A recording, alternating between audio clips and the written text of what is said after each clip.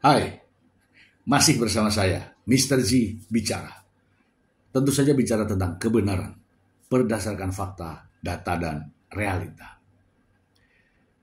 Sang pengacara, Mbak Imbong, menyatakan bahwa saat ini gugatan cerai Mbak Im ke Paula Verhoeven di Pengadilan Agama Jakarta Selatan adalah berlakunya hukum Islam atau syariat Islam.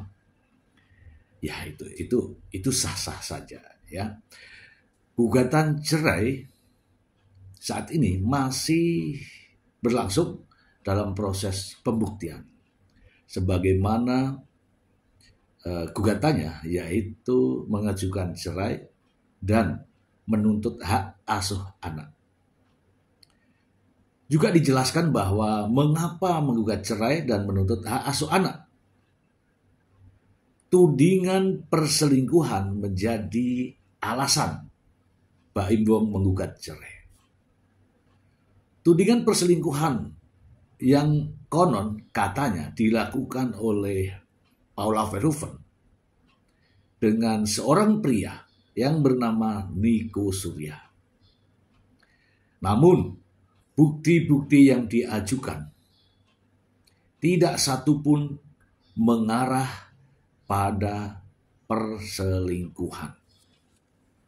Dibesar-besarkan terkait dengan adanya bukti video, bukti rekaman, bukti CCTV. Namun itu semua tidak ada keterkaitan dengan perselingkuhan yang dituduhkan kepada Paula Verhoeven dengan Niko Surya. Yang aneh lagi, sampai saat ini teman-teman, yang namanya Niko Surya yang sejatinya adalah sahabat dari Mbak Imbong, bukan sahabat Paula ya, yang sejatinya adalah sahabat Mbak Imbong, tak pernah keluar batang hidungnya. Walaupun hanya mengucapkan sepatah kata pun tidak pernah ada di kenyataan. Masalahnya adalah kemana Niko Surya? Niko Surya tidak pernah memberikan penjelasan apapun, sementara ini terkait dengan dirinya dan menyebut namanya. Ini ada persoalan kan? Oke. Nah, sidang terakhir, sang pengacara menyampaikan bahwa ketika seorang wanita yang bersama laki-laki yang bukan muhrim, maka hukum Islam yang berlaku padanya. Aduh, ya makin kesini makin gak jelas ya, gak jelas. Supaya tidak menjadi fitnah teman-teman, mari kita simak baik-baik pernyataan sang pengacara ini agar semuanya menjadi jelas. Berikut ini. Islam, manakala ada seorang wanita yang berduaan dengan seorang laki-laki yang bukan muhrimnya, itu tidak dibenarkan. Titik, tidak ada koma kalau syariat Islam. Dalam konteks berduaan ini kan banyak beragam dan yang mengerti hanya orang yang mengerti hukum Islam. Yang membuat saksi ini jadi benar-benar kuncinya sendiri apa yang bikin? Dia menjelaskan ada seorang perempuan berduaan dengan laki-laki yang bukan muhrimnya, yang mengerti orang yang mengerti hukum Islam. Jadi kalau tidak mengerti hukum Islam jangan tanyakan kepada saya. Ya, itu saja. Total saksi yang dibawa Baim ada berapa? Total saksi yang dibawa Baim itu 12, buktinya 83, saksi ahlinya 3. Bang Baim kenapa nggak datang Bang? Biasanya Oke ya, tadi barusan dijelaskan bahwa ada bukti sebanyak 83 bukti, saksi sebanyak 12, kemudian ahli 3. Kemudian dinyatakan bahwa manakala seorang wanita berduaan dengan laki-laki yang bukan muhrim, ya kan? Saya menjelaskan ini kepada orang yang mengerti hukum Islam. Kalau tidak mengerti hukum Islam, jangan tanyakan kepada saya. Ini penjelasan yang ambigu ya. Penjelasan yang ambigu. Orang butuh penjelasan justru disampaikan bahwa kalau Anda tidak mengerti hukum Islam, jangan tanyakan kepada saya. Tanyakan kepada siapa, Pak? Kepada pohon. Nah, ini masalahnya. Jadi ada ya penjelasan yang berulang, tetapi justru tidak menjelaskan yang sebenarnya. Masih dugaan-dugaan, masih menyimpulkan sendiri, ya. Jadi masih belum jelas. Mari kita simak lagi berikut ini. Video hanya video anak-anak yang lebih banyak, di mana anak-anak trauma. Saya katakan anak-anak trauma. Sekali lagi saya katakan, ini pengadilan agama yang berlaku syariat Islam. Di dalam hukum Islam secara tegas menyatakan ada sebuah larangan. Seorang wanita berduaan dengan laki-laki yang bukan muhrimnya. Dan itu hukumnya dilarang menurut hukum Islam. Saya tidak akan menjelaskan yang lain. Anda semua sudah dewasa semua dan ngerti hukum Islam. Itu di dasar dugaan perselingkuhan itu ya Bang ya? Saya menyatakan ada seorang wanita dengan seorang laki-laki. Udahlah, saya tidak perlu saya jelaskan lagi. Anda tidak perlu yang jelas saya sampaikan ada kejadian seorang wanita berduaan berjam-jam dengan laki-laki yang bukan muhrimnya. Syariat Islamnya tidak membenarkan. Apakah itu perselingkuhan? Anda yang jawab. Anak-anak traumanya sendiri. Nah, barusan dijelaskan bahwa ya anak-anak trauma.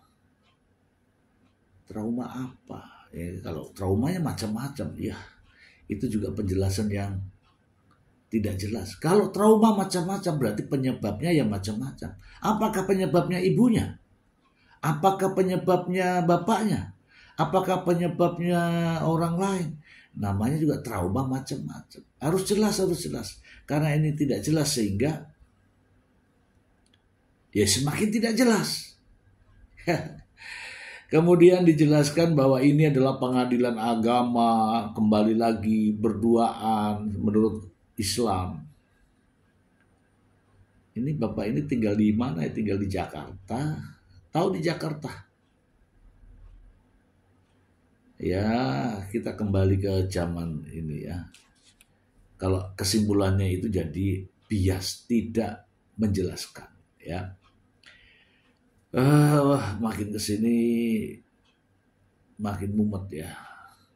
Saya barusan mendengar, melihat, menonton kasus perceraian semacam ini dengan bumbu-bumbu intrik-intrik dari sang pengacara. Sangat pengacara. Ya mungkin ada sesuatu yang diinginkan. Dan kita akan tahu itu. Mari kita simak lagi pernyataan berikut ini. Akhir yang diajukan Mbak Im Wong P1 sampai P83, saksi ahlinya 3, saksi faktanya 12. Ini adalah perjuangan seorang ayah bagaimana memberikan yang terbaik buat anaknya, seperti itu. Perempuannya inisial T.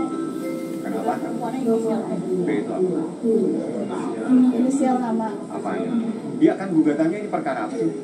Bingung juga saya dengan laki-lakinya itu beristri nggak Bang? Laki-laki itu beristri atau apa? Hukum, jadi gini, di dalam hukum Islam itu tidak pernah bertanya atau mengatur. Yang jelas ada larangan seseorang berduaan dengan laki-laki yang bukan muhrimnya, atau seorang wanita tidak boleh berduaan dengan laki-laki yang bukan muhrimnya. Itu syariat Islam.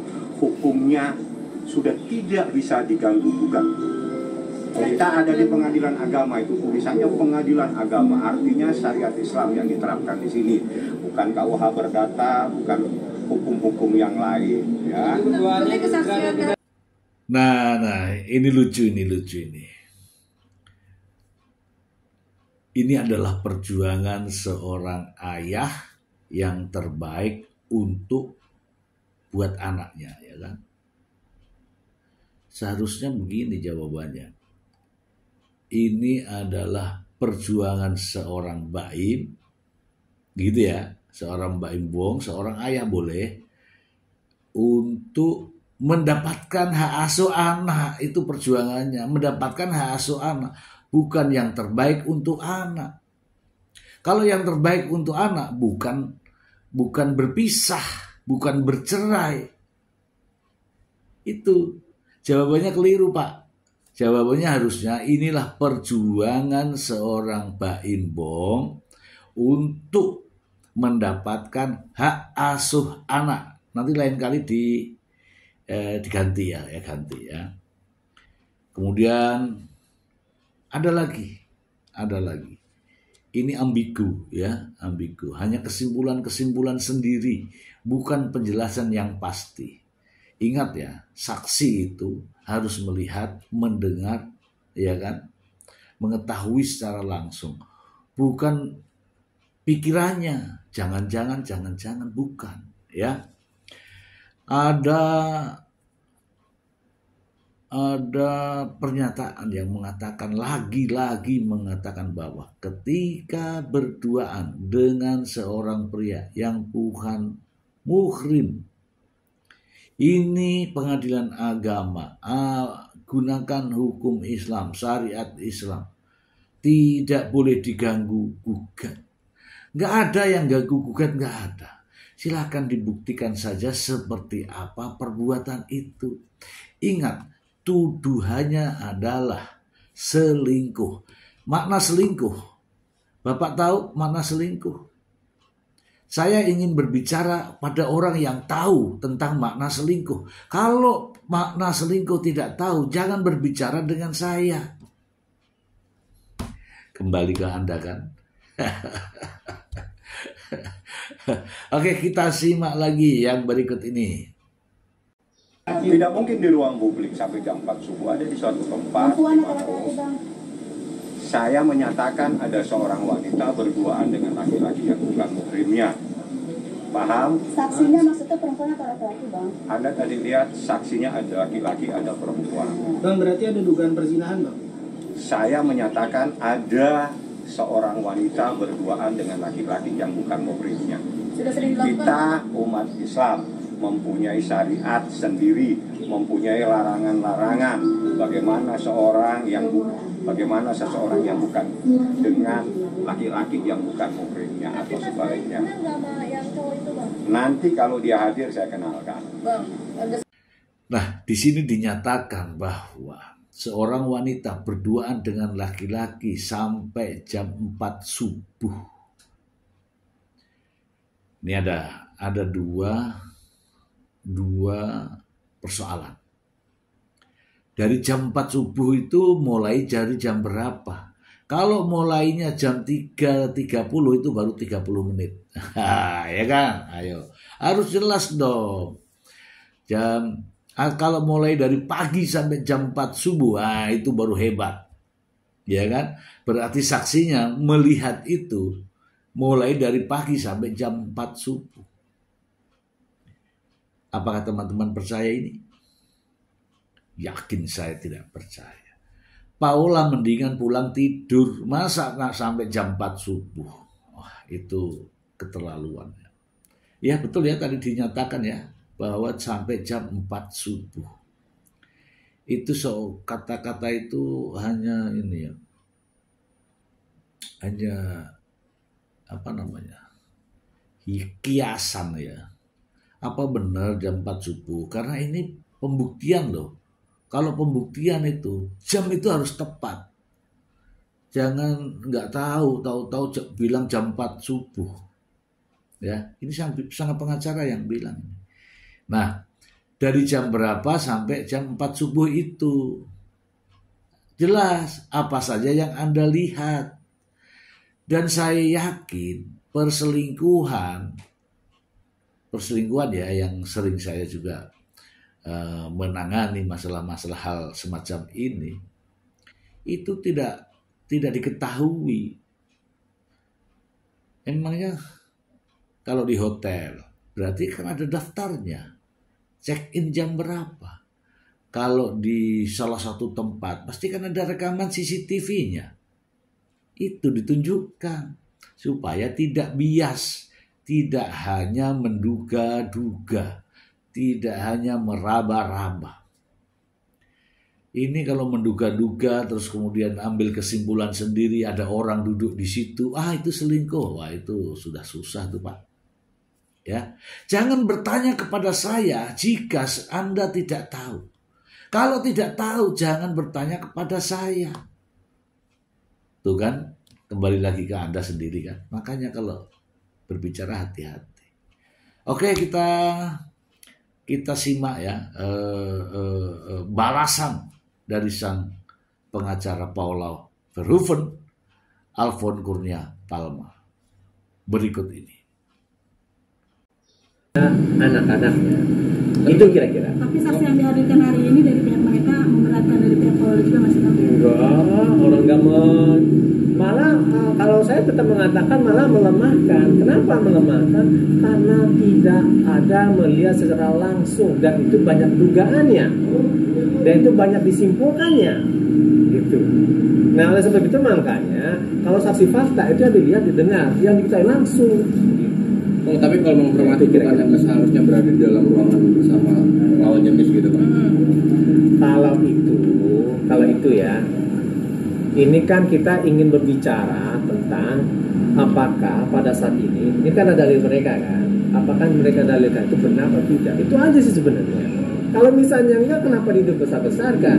Mas kalau misalnya ada di ruangan kantor gitu kan, dengan yang lain tidak bukan murimnya gitu kan, dan itu bisa dilihat orang gitu kan, apakah itu salah? Belum tentu juga kan gitu. Nah itu dalilnya apakah dibilang soal selingkuh, apakah memang terjadi selingkuh di situ, apakah terjadi macam-macam hal yang negatif? Enggak kan gitu kan. Nah ya ini balasan yang sangat cerdas dan sangat bijak ya. Mungkin yang tahu situasi sidang hanya mereka ini. Saya sih tidak tahu, tapi melihat cara berbicaranya ini sangat bijak. Ketika seseorang saksi menjelaskan di pengadilan, itu tidak boleh kesimpulannya sendiri. Yang menyimpulkan nanti hakim. Jangan menyimpulkan bahwa itu selingkuh, tidak bisa. Silahkan dibuktikan menurut yang Anda tahu, itu saksi. Oke ya, jadi saya sependapat ya dengan pengacara Alfon Kurnia Palma, kuasa hukum dari Paula Verhoeven. Ya, ingat teman-teman, saya runutkan dulu ya. Tudingan awalnya adalah perselingkuhan. Adanya perselingkuhan dengan Niko Surya katanya. Sehingga Mbak Imbong menggugat cerai dengan menuntut hak asuh anak. Ya, hak asuh anak. Mengapa Mbak Imbong menggugat cerai dan menuntut hak asuh anak? Ya, Anda akan simpulkan ya dari gambar ini ya. Dari gambar ini Anda akan simpulkan. Nah, tudingan perselingkuhan, bukti-buktinya itu menurut pendapat saya ya tidak nyambung. Kenapa? Ini saya kasih tahu. Rekaman video CCTV atau itu tidak ada yang terkait dengan perselingkuhan. Yang ada adalah terkait dengan anak, bukan perselingkuhan. Ahli-ahli yang dihadirkan adalah ahli anak. Jadi tidak ada terkait dengan perselingkuhan. Dan saksi-saksi yang dihadirkan sebanyak 12 orang itu adalah orang-orangnya Mbak Imbong. Tidak terkait dengan perselingkuhan. Kalimat-kalimat yang dilontarkan itu ambigu, mempunyai makna ganda. Menduga, kemudian menurutnya. Menduga dan menurut. Bukan lihat fakta. mungkin tidak sampai seperti ini kalau memang benar Paula Verhoeven selingkuh. Tetapi Paula Verhoeven sudah menyampaikan bahwa apa yang ditudingkan, apa yang dituduhkan, apa yang dinarasikan itu semua tidak benar demi Allah. Oke.